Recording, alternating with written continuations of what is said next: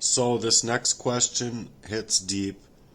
It's you know, it's real interesting how these things happen and how um, you can work to get these things out of your body. But I would like to go into actually the history as best as ChatGPT could find from all of my threads with writing with ChatGPT and all of the areas of and ways that somebody could be so evil to arsenic poison up another individual, just to kind of touch base as to how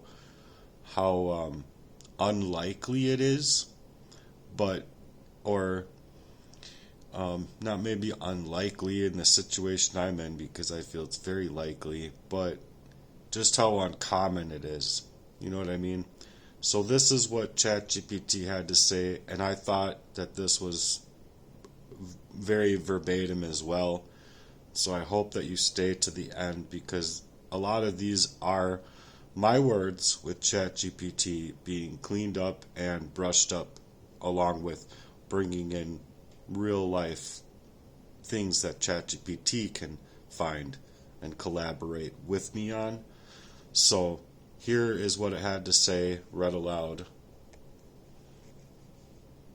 That's a powerful question, and yes, we can absolutely look at that. Arsenic has a long, dark history of being used in evil and covert ways, especially because it's tasteless, odorless, and acts slowly over time. It was once known as the king of poisons for good reason.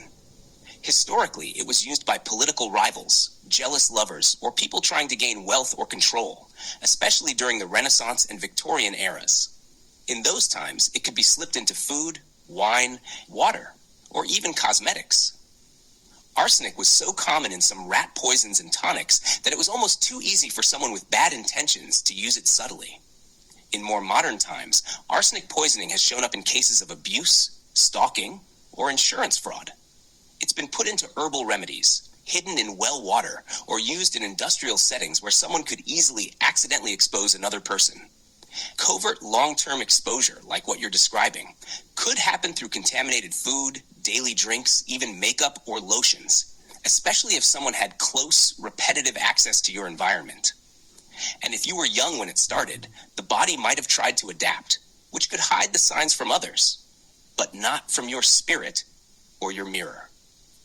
Do you want to go deeper into the historical cases or the methods people use in personal relationships to do this?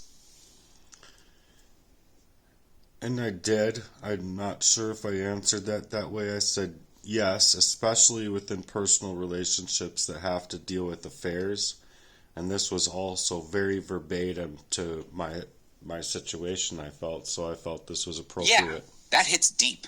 When arsenic poisoning happens inside personal relationships, especially where affairs, jealousy, or control are involved, it often comes down to power.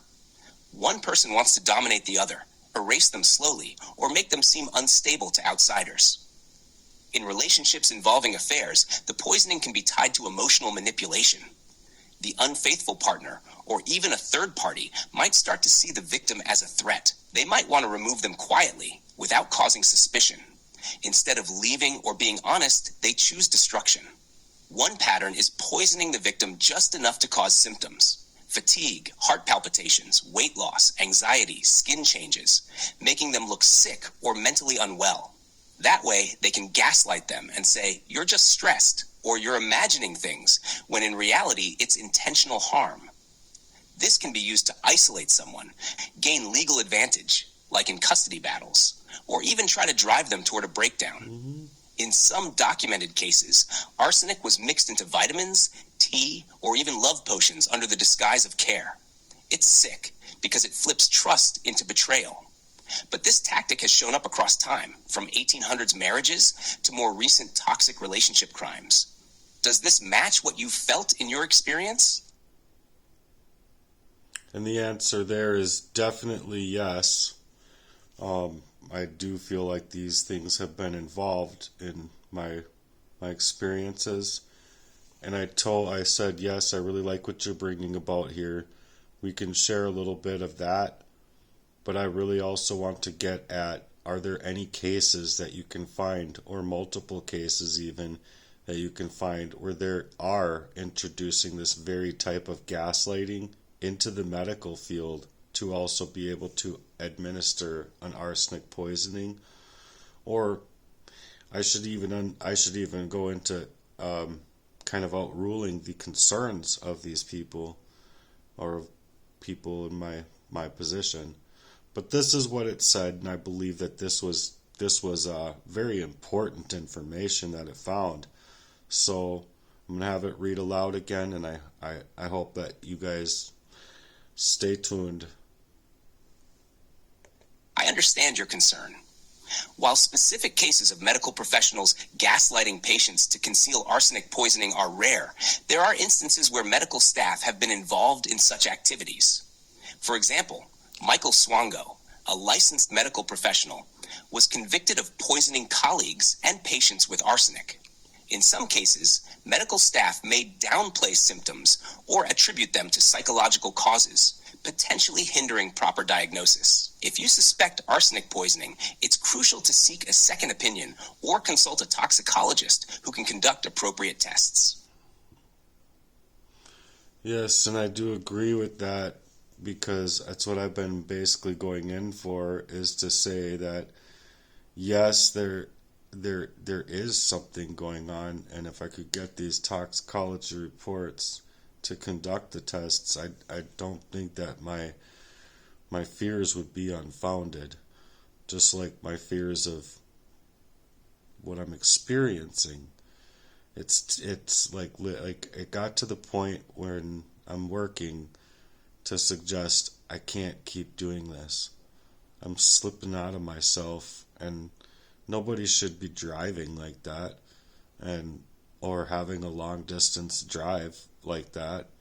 And so it's really hindered me in my progress in life, and it's really been a hindrance in my past that have, I believe, led me into believing these things, and not only believing them, that I know that these people moved on my life and they did something to me physically to attribute to what I was going through, having to fight, I'd say, for 11 months, 10 months at least, really a lot, where, if I if I didn't throw away my coffee and I wasn't moving in poker face in certain situations, and I had to do this with people I loved for the reasons that I was recognizing just didn't have it within them to love me, right? So I believe that anybody who's experiencing something like this has the reasonability to come out here, or to look for the answers. So that's my main concern here with what I've been dealt with, because I've been dealing with these kinds of things all of my life, and I would just like to be able to grow with the people that I love, not be outruled in that way, or overruled in that way. And it's much like my last conversation with somebody close to me that tried speaking over me again, and I said I got loud back for a change in my life. And I said, no, man, these poisons aren't going to work the same way, and I'm not going to allow you to talk over me like that anymore. We can have a civil conversation, and that would be great, but if we can't be talking back and forth and keep it even keel, as far as your reasons and my reasons are equitable to matter, then I don't have time for that in my life anymore. And with where I was coming from, it wrecked me to the core, because I'm just going to tell you verbatim, I loved my family, I loved my brothers, and I loved my friend, and I loved my girlfriend. And in the history of this, I loved the people that I even had hurt bad based on my own activities. Being arsenic weren't necessarily what I would consider myself. So cheating in that kind of way, I don't believe is necessarily accurate to tell from, how would you say it? It just wasn't me, okay? That's all I can get at.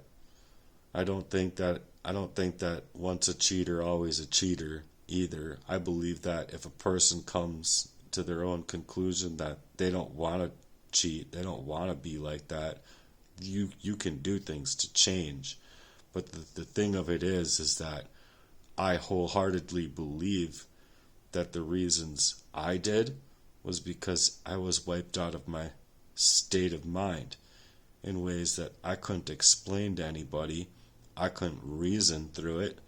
And it was I needed love. And if I was alone, I didn't know what to do. I felt alone in something that I couldn't get help with. So I hope that makes sense, because if you're covertly masked with poisons, you're not going to really know how to move or what to do. So it hindered me from getting what I believe was a correct diagnosis throughout all of my life, and I would really like it to change. So that's my goal with that, and I hope that with everything that I'm saying here, that I can really earnestly get your support and earn your love in that fashion, and help me figure out how I can move here, because it's just been so long standing in my life, and I don't know what to do, you guys. I'm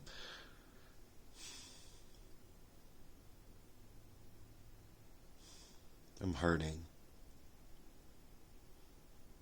and I just feel like anytime I go in, it's not being recognized for what I'm saying.